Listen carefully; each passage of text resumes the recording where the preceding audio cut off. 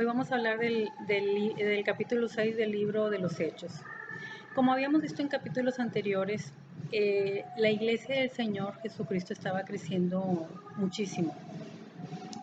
De tal manera que los discípulos eran de un mismo sentir y de un mismo pensar, tanto así que compartían todo lo que tenían, nadie decía que era suyo propio, nada, o sea, todo lo compartían, vendían sus propiedades y los traían a los pies de los apóstoles para que ellos lo administraran.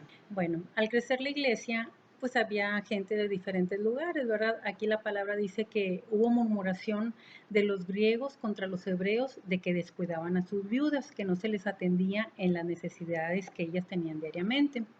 Entonces, esto llega a los oídos de los apóstoles y los apóstoles reúnen a la gente, reúnen a toda la gente y les dicen, no se defienden, simple y sencillamente les dicen, pues ¿qué vamos a hacer? Nombren ustedes a 7 personas, a 7 varones para que puedan hacer el trabajo de repartir el dinero y repartir la comida para que suplan todas las necesidades. Pero esos varones que ustedes van a buscar deben de tener ciertas características. La primera es que tengan buen testimonio, o sea, que sean personas confiables. La otra, no es una mayor que otra, sino que eran 3. La otra es que serán llenos del Espíritu Santo y la tercera es que fueran sabios para el trabajo que tenían que hacer. Esto les pareció muy bien a todas las personas, de tal manera que llamaron, de tal manera que buscaron entre ellos y eligieron a Esteban, dice la palabra que era un varón lleno de fe y del Espíritu Santo, a Felipe, a Prócoro, a Nicanor, a Timón, a Parmenas, a Nicolás, prosélito de Antioquía. A estas personas se las presentaron a los apóstoles y los apóstoles pues impusieron sus manos sobre de ellos, confiriéndoles la autoridad para el trabajo que tenían que hacer, o sea que ellos les daban esa autoridad en el nombre del Señor, ¿verdad? Bueno, ¿por qué hacían esto? Porque los apóstoles, su llamado principal era a buscar a Dios a través de su palabra, a buscar a Dios a través de la oración, a compartir el mensaje de salvación entre las personas. Y al estar atendiendo las necesidades, al estar administrando los recursos, pues se les... vaya, ya no hacían lo que Dios les había llamado. Por eso decidieron llamar a estas personas.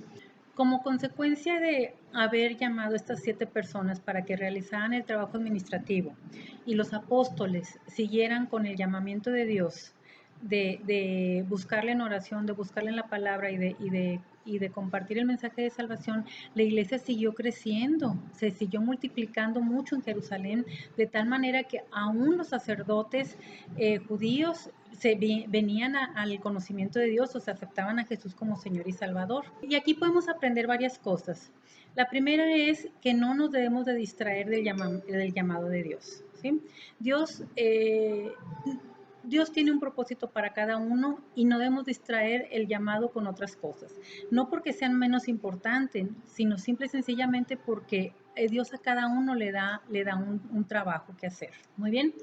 El otro es que para servir a Dios en cualquier cosa debemos de ser llenos del Espíritu Santo. ¿Por qué? Porque el Espíritu Santo es el que nos va a capacitar para hacer la obra al cual nos ha llamado.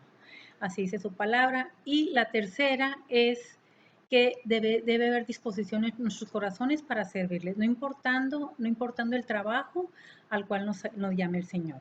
Y vemos aquí, nuevamente repetimos, que como consecuencia de haber hecho esto, la iglesia se multiplicaba grandemente. Muy bien, volviendo a la palabra, volviendo al capítulo, dice que Esteban era un varón lleno del Espíritu Santo, de gracia, y que por él se hacían muchos milagros y maravillas de parte del Señor, de tal manera que esto despierta una envidia entre los judíos no creyentes en Jesús. Volviendo a la palabra, dice que Esteban, lleno del Espíritu Santo, hacía muchos milagros y señales entre el pueblo, lo cual despertó la envidia entre los judíos que no creían en Jesús. De tal manera que discutían con él, pero no le podían vencer. ¿Por qué? Porque Esteban estaba lleno del Espíritu Santo y sus respuestas eran conforme a la sabiduría de Dios. Ellos lo que hicieron para contrarrestarlo y sobornaron a varias personas para que dijeran que Esteban estaba hablando, blasfemando contra Dios y contra Moisés, que representaba la ley. Alborotaron tanto al pueblo que lo tuvieron que llevar al concilio donde se encontraba la gente, pues los líderes religiosos, los escribas, y lo llevaron para acusarle falsamente de que estaba blasfemando contra Dios y contra Moisés. Y lo llevaron al concilio para acusarle falsamente delante de ellos. Ellos, al fijar su vista en Esteban, dice la palabra que vieron su rostro como el de un ángel. Aquí termina el capítulo 6 del libro de Hechos, pero en Eclesiastés, en el capítulo 8, versículo 1 dice, ¿quién como el sabio y quién como el que sabe la declaración de las cosas? La sabiduría del hombre ilumina su rostro y la tosquedad de su semblante se mudará. Está hablando aquí de la sabiduría humana. ¿Se imaginan la sabiduría celestial? ¿Cuánto no cambió el rostro cuánto no transformó el rostro de Esteban? De tal manera que aún las personas que le seguían, las personas que lo buscaban, las personas que estaban acusándole falsamente, veían el rostro de Esteban transformado. Lo veían, dice la palabra, que como el rostro de un ángel. Muy bien, ¿qué podemos aprender aquí de esta situación?